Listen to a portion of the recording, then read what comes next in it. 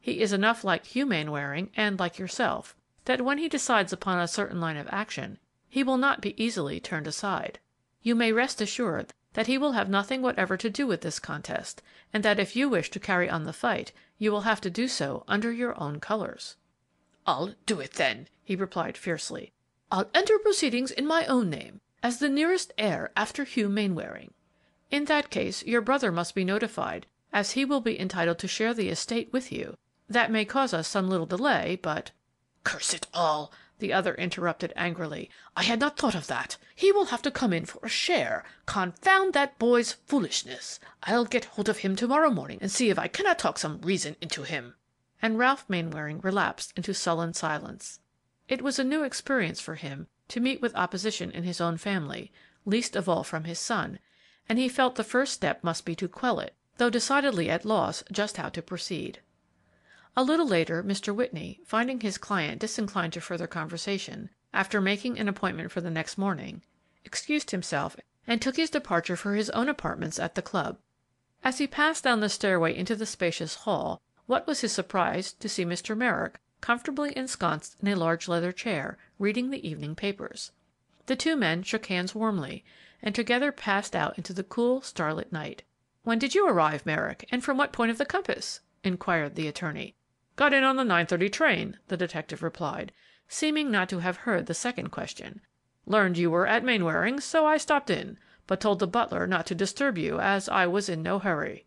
"I noticed you were looking over the evening papers. Did you read the account of this morning's proceedings in court?" "I did." "What do you think of them?" "I am not in the least surprised." "Not surprised!" echoed the attorney. "Do you mean to say that the reappearance of the missing secretary as the heir to the Mainwaring estate is no surprise to you?" "None whatever," Merrick replied, with the most exasperating coolness, adding, as he noted the other's incredulous smile, "You may recall a hint given you at Fair Oaks one evening of the possible existence of claimants, perhaps not far distant, whose rights superseded those of Hugh Mainwaring himself." Mr. Whitney started involuntarily as the detective's words of a few weeks before were thus recalled. Then looking his companion squarely in the face, he exclaimed, half playfully, half indignantly, "I don't suppose you will go so far as to claim any familiarity with that old will which has just been resurrected?"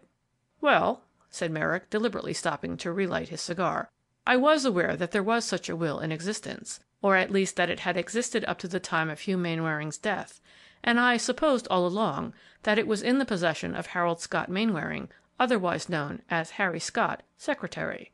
"By George! When and how did you get hold of all this?" questioned the attorney in a tone of bewilderment.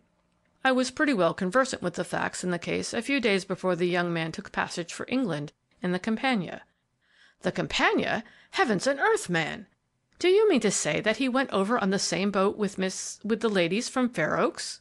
"Certainly, and I don't think," Merrick continued, watching the attorney shrewdly, "that the ladies from Fair Oaks objected to him as a fellow traveler, either." Mr. Whitney changed the subject. "Then you know the will to be genuine, do you?" Am I on the witness stand?" "No, but I think I ought to subpoena you to keep the other side from getting your testimony. You might make a troublesome witness against us." "My testimony might be worth much or little. I am not giving it to either side at present." "Well, I would not have it go out, of course, but for my part I am inclined to believe not only that the will is genuine, but also that Ralph Mainwaring knows that it is." "He will fight it, all the same." "Yes, but on rather different grounds from what he first anticipated," and Mr. Whitney gave Merrick an account of young Mainwaring's defection. "In my private opinion," concluded the attorney, "Ralph Mainwaring is a fool, for he has got a pretty hard combination to go against. They've evidently got a strong case, splendid legal talent, and plenty of money to back it all. However, I'm making a good thing out of it." "Yes," said Merrick enigmatically, "Barton and Barton are undoubtedly men of great ability in their professions, but that clerk of theirs who has come over with the party," with peculiar emphasis, "is the smartest man in the whole crowd." "The clerk? Why, I thought he seemed rather an insignificant sort of fellow. What do you know about him?" For reply the detective only gave a short, unpleasant laugh, and touching his cap, turned abruptly down another street. "Hold on!" cried the attorney. "You haven't told me anything about yourself yet. What have you been doing, and how long are you going to be in town?" "A day or two, perhaps, possibly a week. I cannot say." How are you getting on?" But the detective was lost in thought and apparently did not hear the question. "I suppose you read of the arrest of Brown, the coachman?" he remarked abstractedly, after a moment's silence. "The coachman? No! You don't say that he was really concerned in that affair?" the attorney exclaimed excitedly. "What affair? The Mainwaring murder? I don't know that I have said that he was concerned in that," Merrick answered, suddenly coming to himself and evidently enjoying the attorney's expression of blank perplexity. "He was mixed up in a shooting affair, however, which occurred about that time, and by holding him in custody we hope to get on to the principals.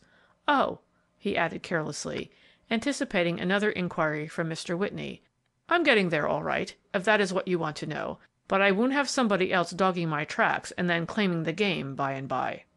"Man alive! What in the dickens are you driving at? You are in one of your moods to-night."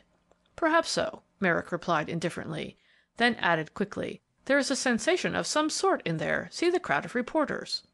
They were standing on a street corner near a large hotel, and glancing through the windows in the direction indicated by the detective, Mr. Whitney saw, as he had said, a crowd of reporters in the office and lobbies, some writing, some talking excitedly, and others coming and going. Just then one who was leaving the building passed them, and Merrick stopped him. "What is going on? What's the excitement?" "Suicide!"